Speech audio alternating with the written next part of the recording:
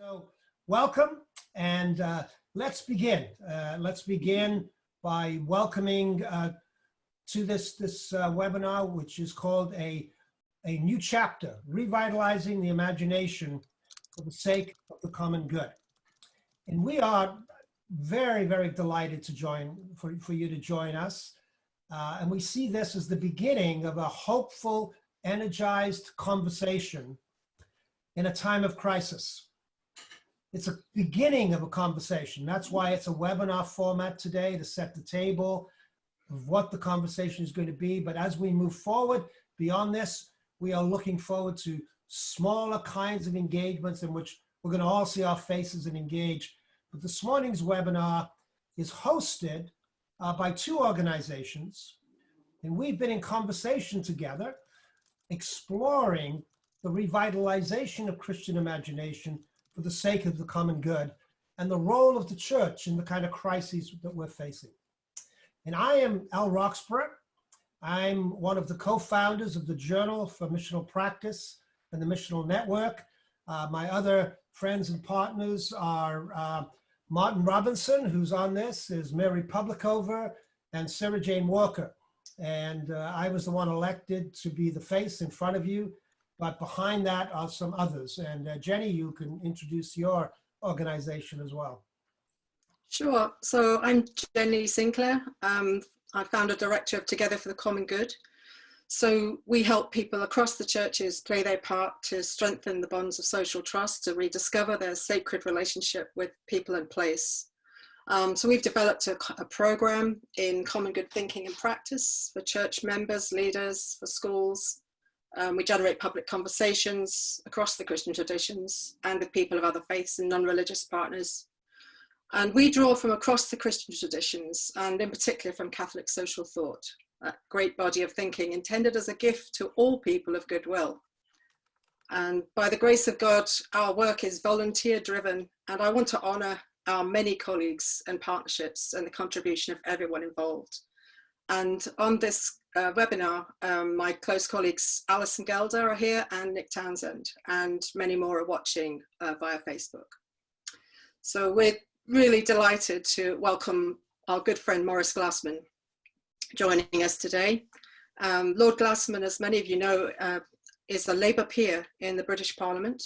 He's director of the Common Good Foundation and founder of Blue Labour, a radical conservative movement committed to the politics of the common good. And his work's been influential right across party lines.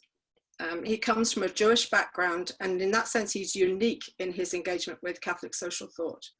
Over more than 20 years, it's this which has informed his political thinking and community organising work, both in the UK and internationally. So in a little while, Maurice is going to help us navigate the territory, the seismic changes, the impact of coronavirus, and the implications for our churches.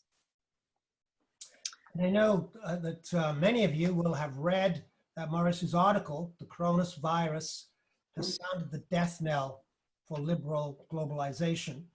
And we, in both Together for the Common Good and the Journal of Missional Practice, have been in a fairly energizing, generative conversation with one another and with Maurice, talking about the seismic changes that are happening, particularly in relationship to place and their implications for the mission of the church in this profoundly disruptive time, and the question of what does civic renewal look like. So that's going to be the context of what we're doing. Jenny?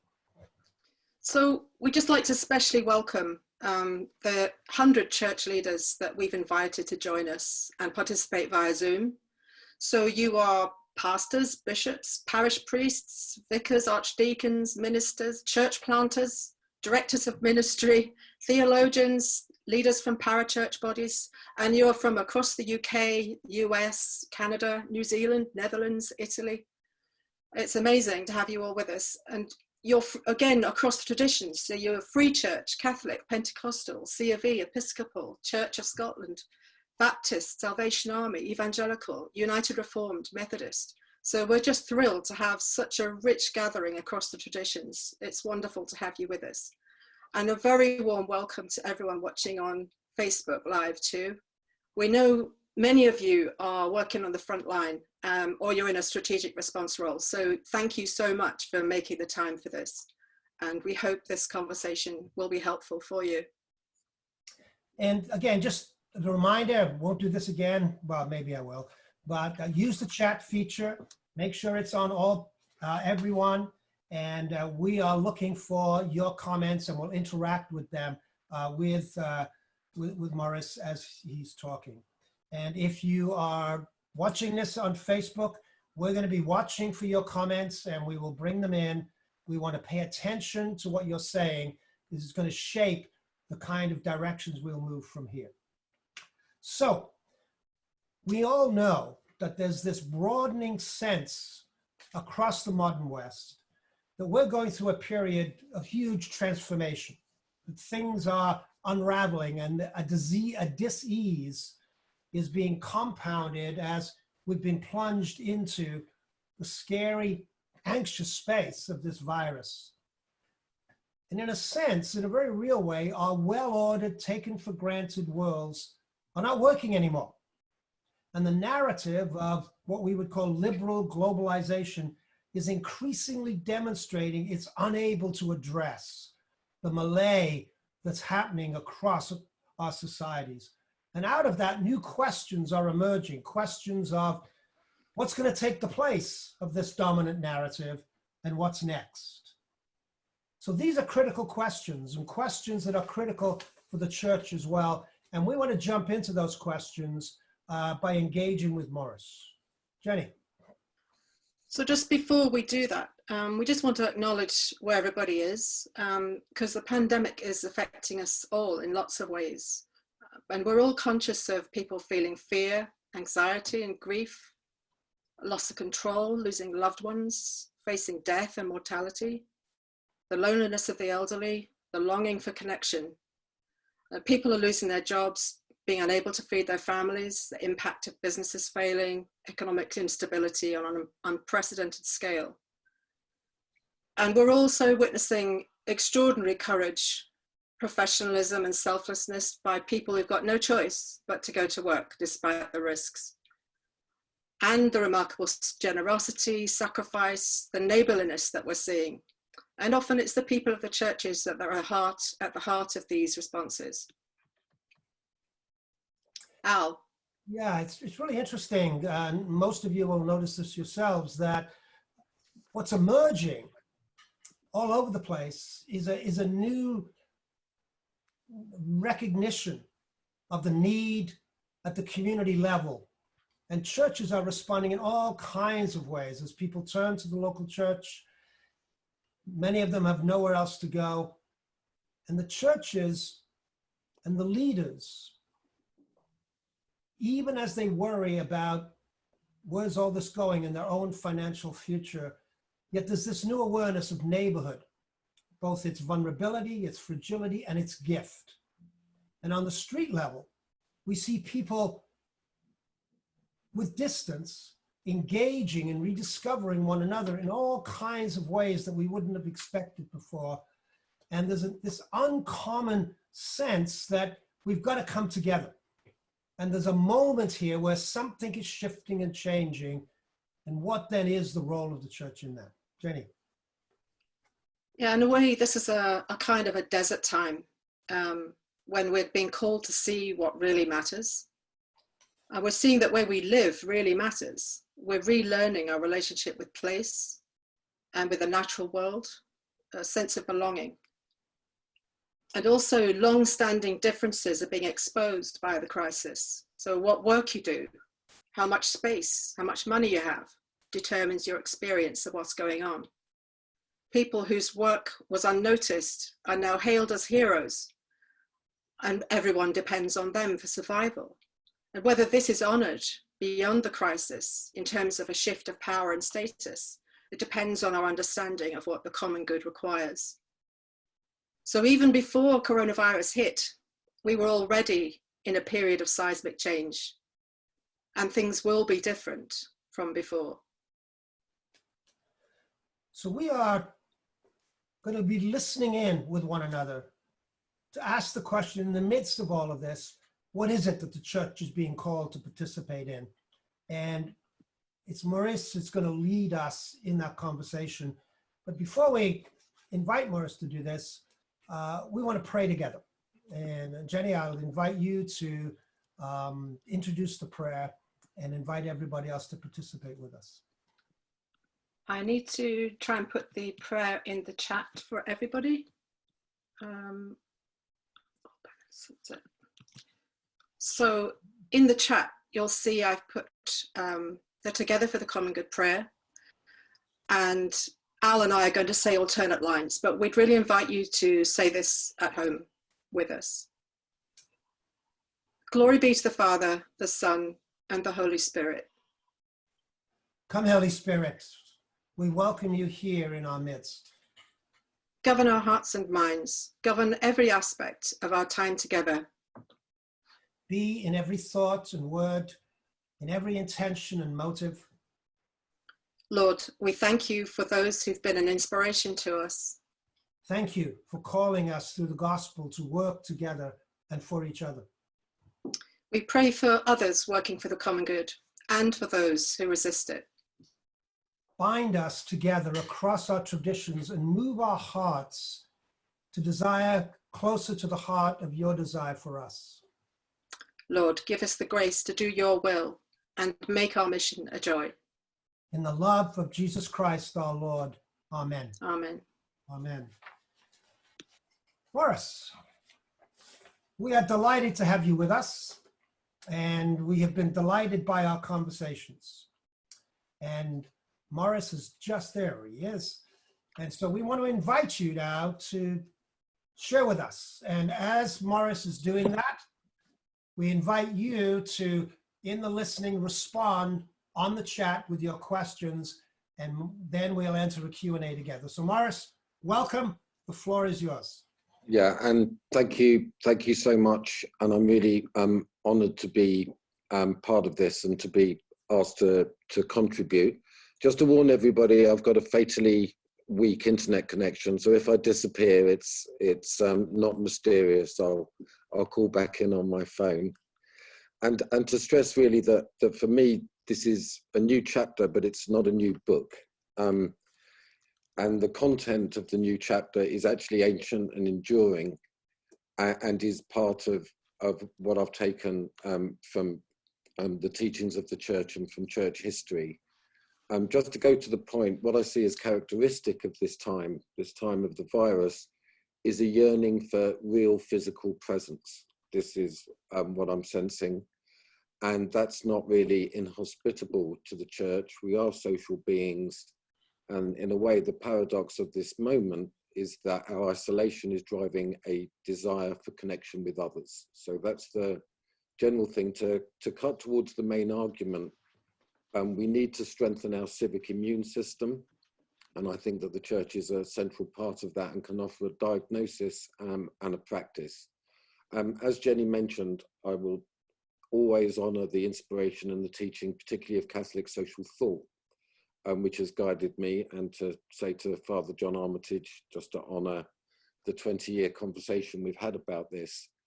And to talk about the common good in that sense is to talk about a negotiated settlement between estranged interests. So that's a very important aspect of that we need to build a common good, and that's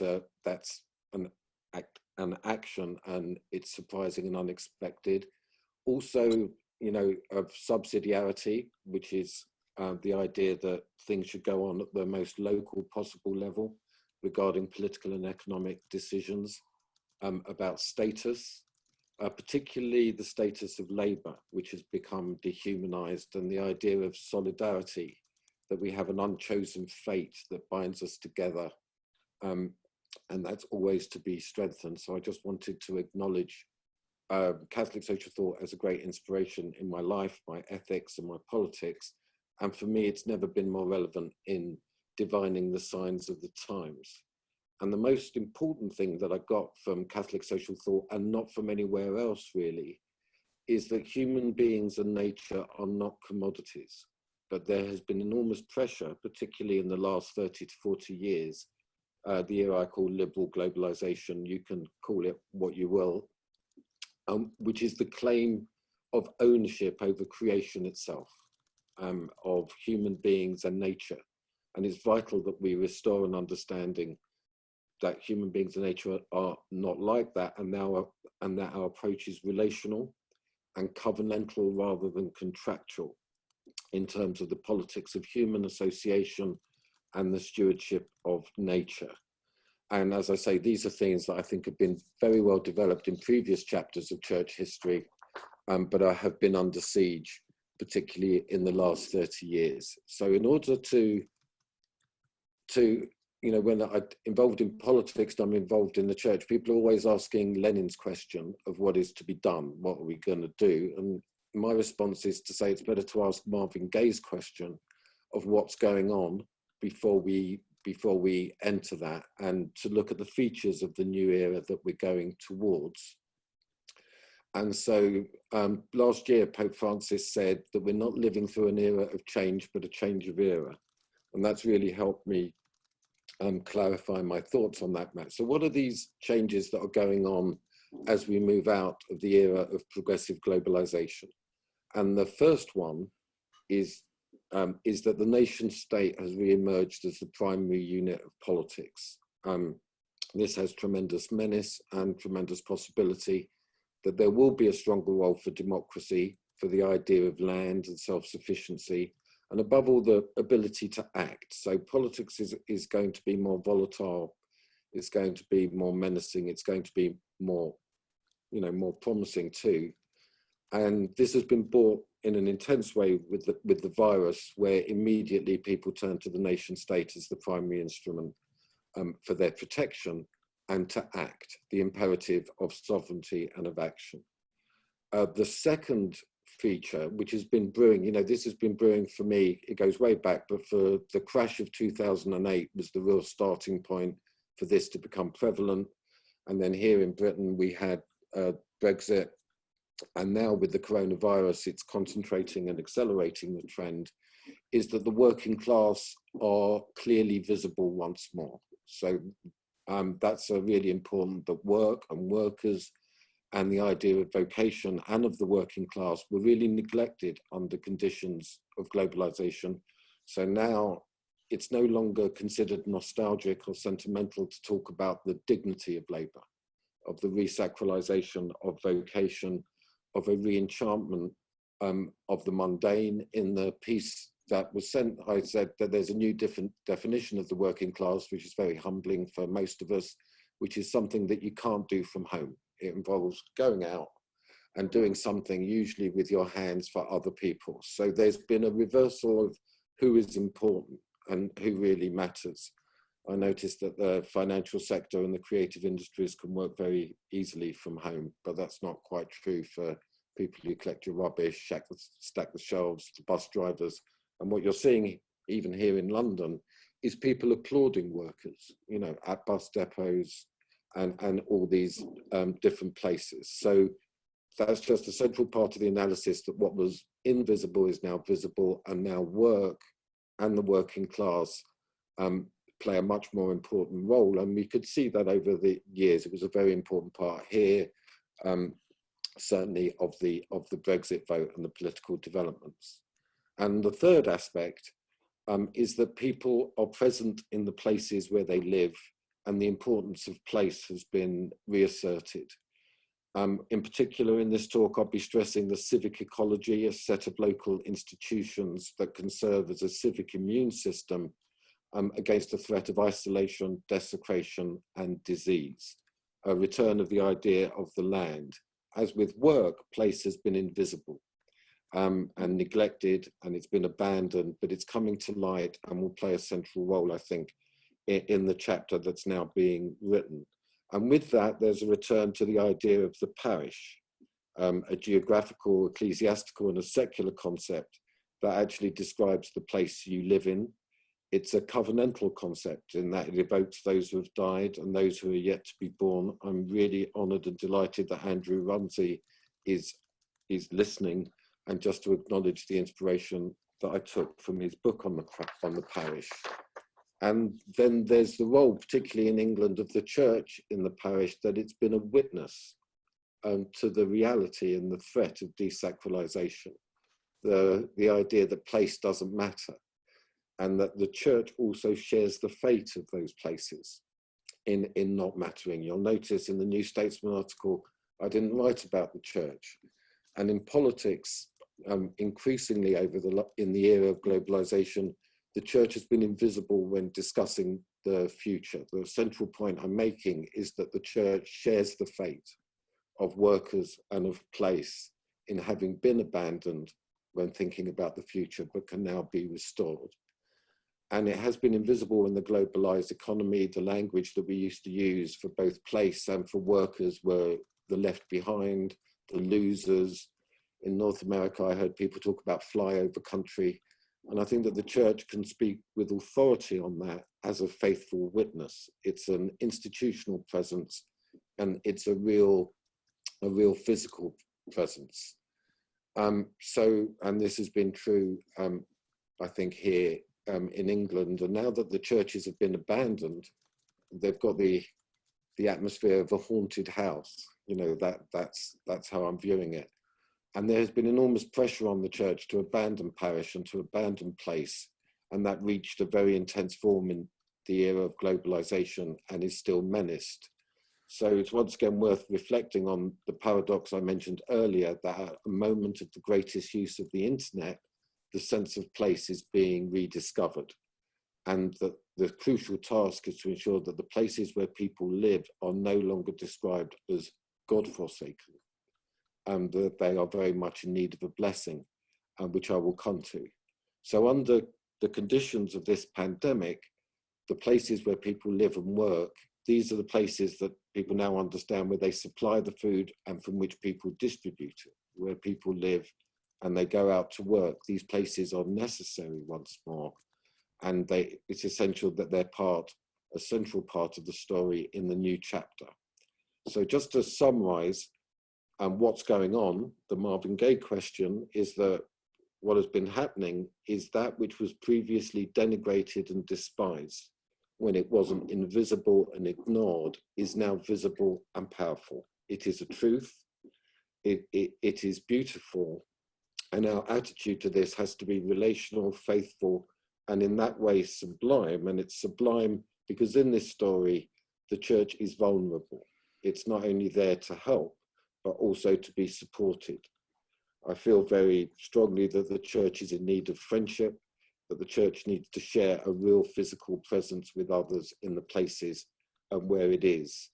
And I'm interested to know if you also feel that longing for the real physical presence for others in the places that you live and in the places that you worship. So the church has rediscovered its vulnerability and has moved in a way from host to neighbor in talking about reconstituting the institutional ecology of place.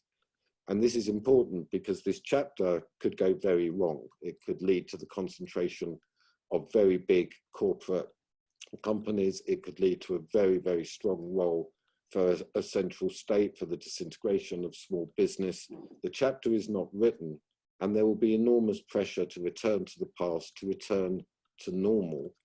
And these involve very powerful interests. So to use the language of CST, we need to read the signs of the times and to prepare to resist the famine that will follow this plague as capital seeks to recoup its losses.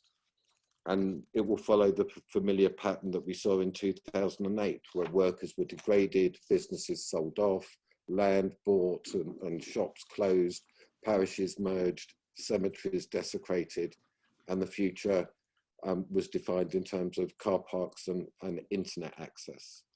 So for me, in the understanding, the church is vulnerable. You are in pain. You give love, but you must receive it too. And that will take the form of the connection with those other institutions, traditions, interests, and people who were held to have no place in a globalized secular modernity. The cleaners, the farmers, the care workers, the nurses, the bus drivers, and all those that were dispensable or considered dispensable, but are now so necessary. So I guess this is the moment to move from Marvin Gaye's question of what's going on. I hope I've communicated it effectively.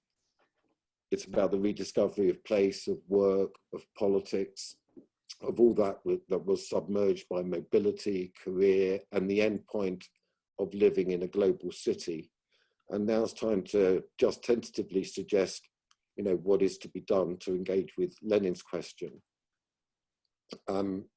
And one of the realities is that people have been pushed out of the church. The church has been pushed out of the church. Certainly here in England, we're allowed an hour's walk a day. And we were discussing, and I was thinking that there's space for a socially distanced procession of a pilgrimage to bless the desecrated and mundane places that are now held to be sacred within your parish. I'm talking about the hospital, the police station, the supermarket, the truck stop, the garage, and the land itself, and to bless the names of all those who have died alone without a funeral and without ritual.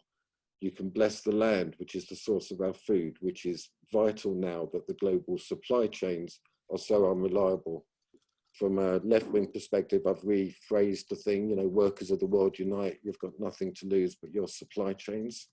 And, you know, this is a very important thing. To re-sacralize what was desecrated is a very important action now, with rebuilding the relationships that are required for life to return to place. So you give a blessing, but there's also need for a blessing in return. And that is a commitment to sustain the holiness of the land and the people who live there, so that they do not return once more to a silent and raging indifference. There are things that can be done, and the civic immune system of place has to be established and secured. The partners will be, I'm sure, trade unions, farmers associations, small businesses, hospitals, schools, relationships between institutions that can be brokered, as Father William Taylor has done in Clapton Commons, for the common good. So really, thank you for inviting me, and thank you for listening. The chapter's only just started. As I say, capital will be remorseless in retrieving its losses, and so will the state. So that's where I see the role of the church in brokering a civic alliance, if you like, and being part of a civic ecology rooted in place and respecting of work. And between the previously invisible and denigrated institutions, which share a space based on real physical presence, the upholding of relationships, and a position that is shared between those institutions that can return dignity to the places that were so abused, to workers, and to restore a sense of belonging and solidarity between divided groups. As you can imagine, I've got a lot more to say, but I'll leave it there, and I really hope that this is the beginning of a long conversation. Thank you. Al, your microphone's switched off. Thank you, Maurice. And we want to jump directly into your engagement, your questions and answers with Maurice. We've got a good 25 minutes to do this. And so we invite you now to put up the questions that you'd like to interact with Maurice at this point. Some of you have already done that. And Maurice, one of the questions that was being asked was, what do you mean by civic immune system? You seem to be using that in the context of nation state and globalization, but just briefly, what do you mean by that? Yeah, I mean by that a local set of relationships that can deal with these issues of food supply, of isolation, of relational support, I want to talk about of the distribution of money. What's very important to understand in my analysis is that there used to be quite a decentralized banking and building society system where people could have access to money. One of the features of the last 30 to 40 years is the incredible concentration of that. So local banks, vocational colleges, schools, the church, public institutions that uphold a good, because one of the things that we've realized is that we were incredibly exposed by this disease, you know, in terms of the isolation, in terms of the food supply and the distribution of food, in terms of being able to supply hospitals, in terms of people with no assets and no savings, dependent on a wage, and now those jobs have gone. So I just thought it was a good way to think about, you know, what people used to call civil society or something like that, actually view it as a civic immune system that can guard against and create a more durable and resilient sense of social solidarity in society. And can I just say that there's a really interesting comment just come through from Al Barrett. So he said he loves your suggestion of physically distanced processions, pilgrimages around the neighbourhood to bless the places that have been scarred and bereft. But then he said, I would want to caution the church against jumping at more golden opportunities, as in the 2010 beginnings of austerity, to fill the gaps, as if we're moving from invisibility to visibility. He's saying it needs to be a different kind of visibility to that we had in Christendom times. Would you like to respond to that, Maurice? Yeah, very, very much. And I just completely agree with that, Al. So very easy for the church to conform to secular concepts of welfare provider or safety net, you know, and all those ideas when in fact the primary role is to promote the good and to promote a relational sense of mutual responsibility, and particularly to bridge the estranged interests. So exactly one of the lessons is that 2008 was the beginning of this rumble, and it was not resolved. It was not resolved in lots of ways. In fact, things carried on in an intense form as they were before. And so, I mean, I'd love to continue that conversation, but you can see where I'm going with that. There's a question from Tim Dickow saying, Maurice, what other structural changes in our economy would you advise churches to advocate for and embrace to resist the further accumulation of capital in the hands of a few? Yeah.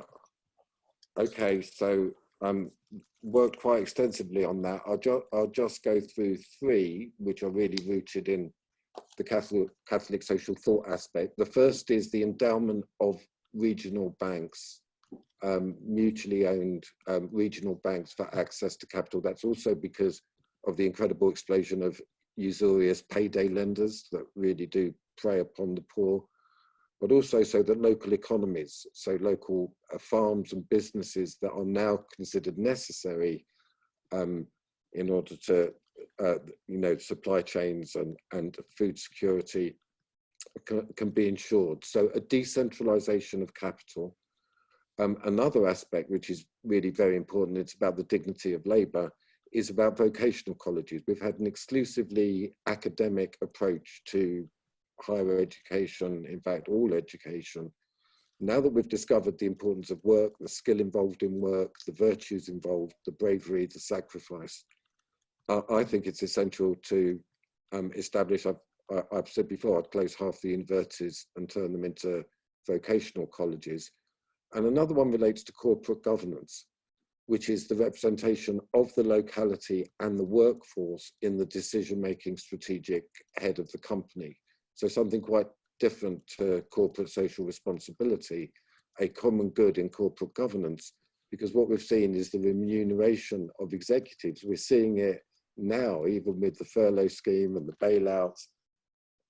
It's still in the control exclusively of either capital or the management that represent them. So I would say that at least a third of the seats on the boards of any company over 40 people should be elected directly by the workforce. That's just the beginning of thinking about a common good economics. There should be endowment of land in trust, particularly rivers and forests, to communities so they can uphold. That's the stewardship of the ecology that I spoke about earlier. So once again, please be in touch, but that's the beginning of that response. So this, sorry, go on now. I was just noticing at the beginning, or during the talk, there was quite a lot of questions or points about the nation state. So we probably ought to ask you a bit more about that. So some of the comments, Harvey Quiani was saying, hopefully not a return to nationalism. Yeah. Jonathan Clark said, worried about nation state being resacralized as an oppositional identity to the other.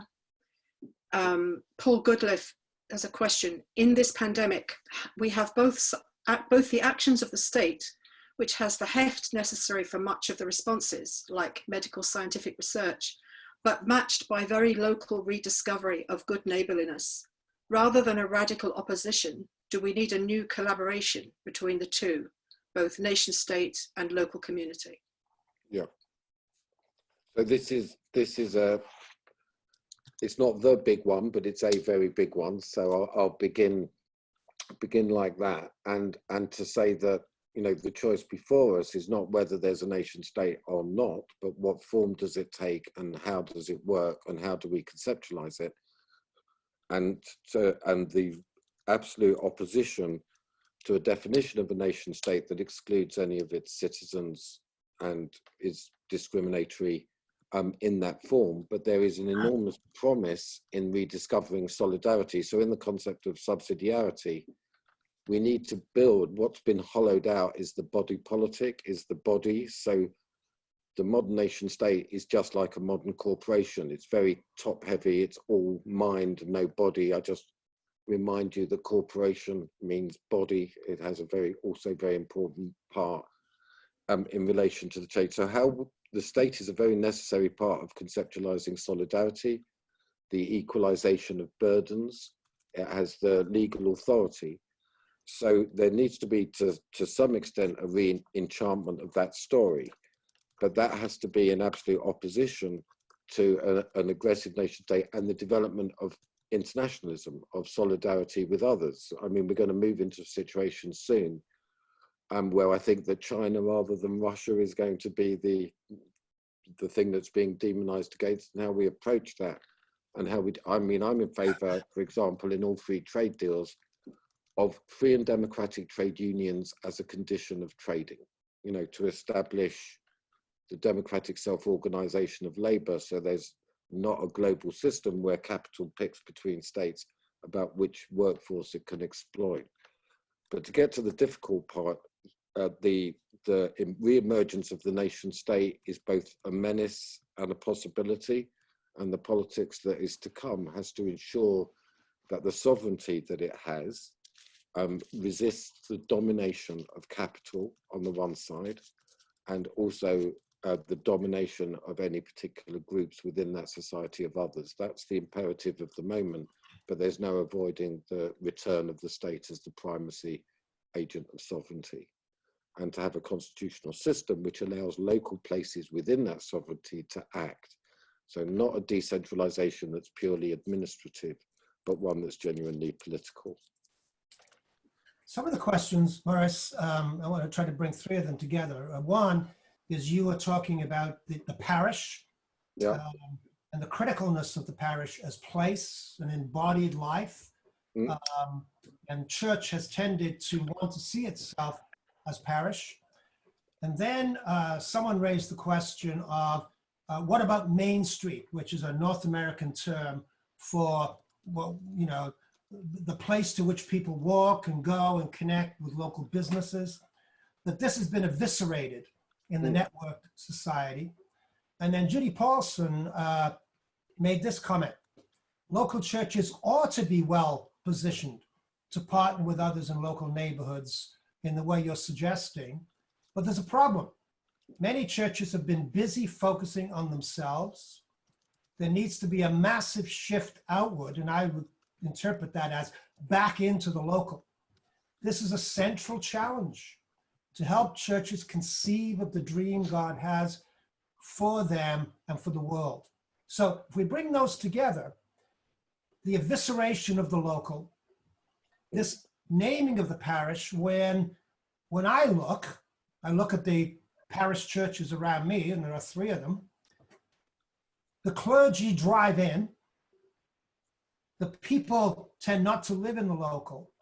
Yeah. So there's this huge challenge here about how do we reconstitute the parish in a global culture that wants to eviscerate it?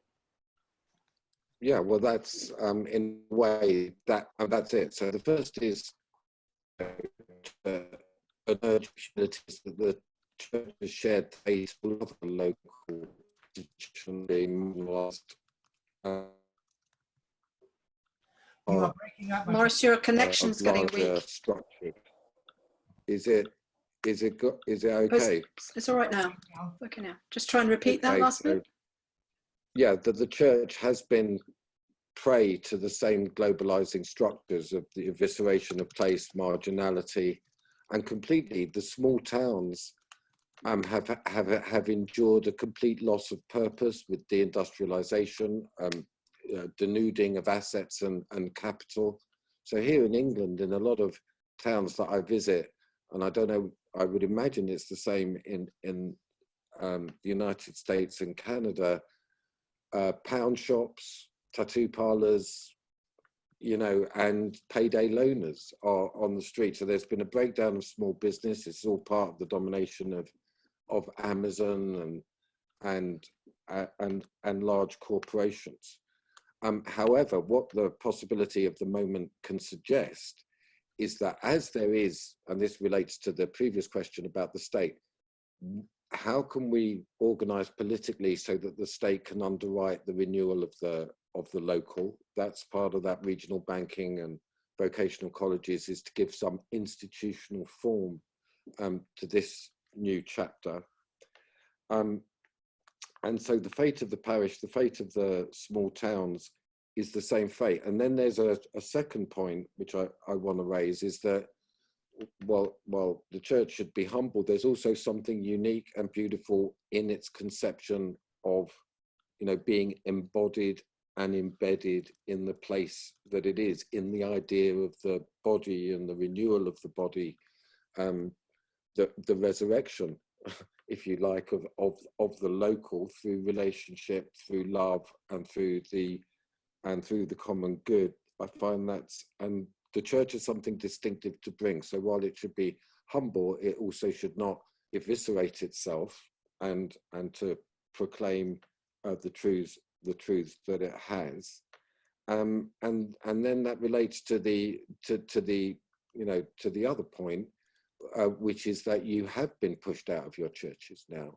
And so this is the moment precisely, as I say, to bring your blessing to the place that you are and to the people who work there, to be in tune with that, and to now attempt to establish new relationships with your civic partners that are around you. And that will have to be political in some way to resist what is going to come, which is a desperate return to raise profits, to marginalize workers, and to once again abandon places. And that links to the previous economic answer about regional banks, vocational colleges, and all institutions that promote a good that is not just about, you know, individual maximization of wealth and status. Great. So there are a couple of questions around the working class that might just sort of could lead on from that. So Joe Pina is saying, what can we do in consolidating the changing role and honouring of the working class? He says he doesn't think it's changed as much as some suggest. He says he thinks the working class are still being used as commodities, sent into battle without the right equipment. And then Al Barrett says, Maurice, what do you think public discourse is discovering about working class and race through this pandemic? And Martha Kirkpatrick says, another large reveal, at least in the US, is the racial disparities that highlight the chronic impact of discrimination on health and economy. How do you think about racial equality as integral to our response to this crisis? Yeah. And finally, another question from Brother Sam Burke relating to the working class issue, but saying, should the universities and other big institutions be allowed to fail to make space for some of the radical transformation of the economy and society that you're calling for? Yeah, okay. So there's a lot of things there. I think the first question was about, you know, these what we have now is a moment of recognition, and a moment of recognition that workers keep the world going round, that they're necessary. I just wish to juxtapose this to the previous era. There's a great word in economics called fungible, which means just sheerly replaceable. And there's no way of understanding the politics of the last 20 years without people feeling that they just feel dispensable and not part of things. So that has to be strengthened. And then there's another cosmic change which we have to build on, which is the working class is not code for white. There is a massive recognition of the sacrifices that ethnic communities are making, the fact that people from Black and ethnic minority groups are dying at higher rates, that now the definition of the working class is in itself has to be brokered around the common good, that it's not an ethnic concept at all. And this is a vital aspect of what has to happen now, is that the politics of class have to recognize also the transformation of the working class that has gone on, and the building of solidarity between that. Now, do I think the trade unions are playing a constructive enough role in proclaiming the dignity of labour and bringing about the unity? I think that's a question that we'll have to have in Britain and certainly in England. So that is absolutely the dignity of the worker has to be upheld, and the recognition of the contribution of all the different communities of our country to that is vital. And what did Sam Burke ask? I've forgotten. Oh gosh, I've got to find that. He was asking whether universities should be allowed to fail, and other big institutions, in order to make space for some of the radical transformation of the economy and society that you're calling for. There's going to have to be a different institutional structure. So I think that we can call universities primary institutions of the previous era of globalization. They're massive financial beneficiaries. They had enormous status, and they made an enormous amount of money and claimed a public good role that was way beyond them. If you look at, for example, apprenticeships, in 1974, roughly the same number of people having apprenticeships as going to university. Now it's a massacre. There's a few thousand apprenticeships, and 48% of people are expected to go to universities. So yeah, one of the aspects is that universities should also function as local institutions. Another one, which I mentioned, was that we need to think about whether to close them and to build these vocational colleges, and whether to put the medical schools and the law schools and dentistry and accountancy in the vocational colleges. Because what is this distinction between profession and vocation? It was something that was established in 1830 so that lawyers and doctors could go to university and have public status and an official. But engineers, shoemakers, workers, no, they were put into the open market. So there's a very long story about that, but also about banks. Why do we only have 6 banks? Establish the local banks as significant financial institutions. So there has to be, part of what this is about, Sam, is an exercise in our civic imagination. And what is the institutional form of that is the central part of that. So this is the engagement that we need to have. I want to go back to the parish question, because there's a lot of questions that are being asked, which hang under this, Maurice. You are, and I think we would agree, you are describing a crisis that invites a return to the local, to place, to ordinary people. It seems to me, and I'd be interested in your comment from the questions, that this implicates a massive shift in the imagination of the church, because in one sense, the way congregations are constituted around clergy, whether full-time or part-time, is itself an economic system. And what happens if you start to say to be church is to be gathered in the local, which means if you drive in, you need to go somewhere else. And your clergy need to live what I'm trying to get at from some of the questions is that what you're proposing actually requires a fundamental reimagining of what it means to be church in terms of the economic system that's been developed to support clergy and support driving congregations. Yeah. So the first response, and once again, I really do pray and hope that this is the beginning of an engagement with this. The first thing to say is that the imagination that I'm bringing to bear on reordering of the institutional forms is completely rooted in church history and church teaching. And it's not just Catholic social thought. I've read a lot about consociationalism, federalism. The organization of the church was always based on place and the organization, and then the concept of vocation too. And this whole idea of work that I'm developing is from within that.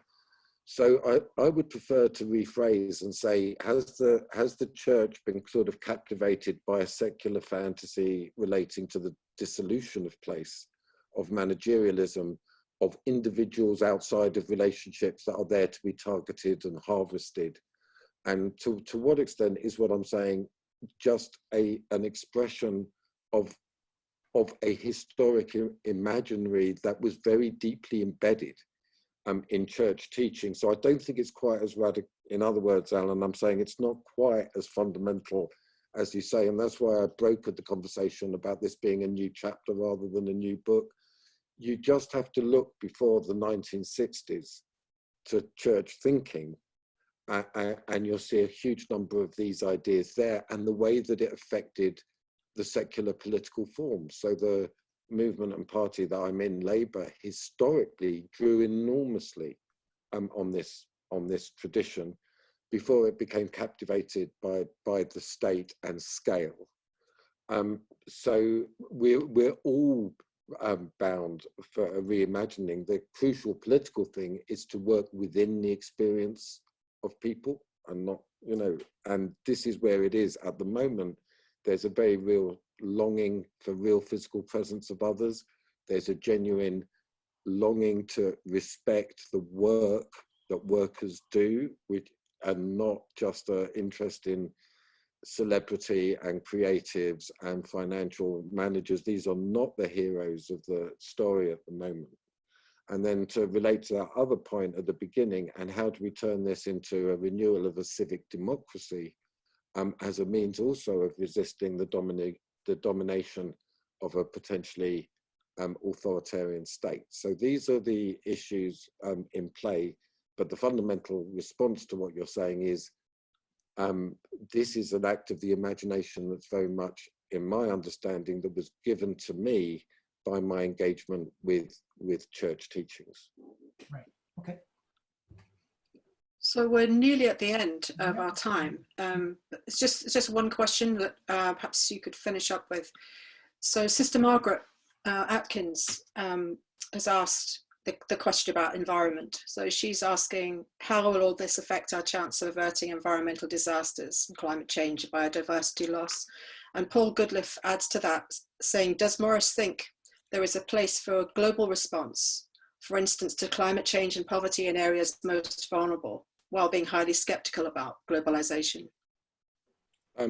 So just to say to Sister Margaret in Cumbria, to David in Wisconsin, to Erica in Yorkshire, I hope that you understood what I was talking about the God-forsaken places that are now potentially alive. And this is, so I see internationalism and solidarity as a very different thing to globalization.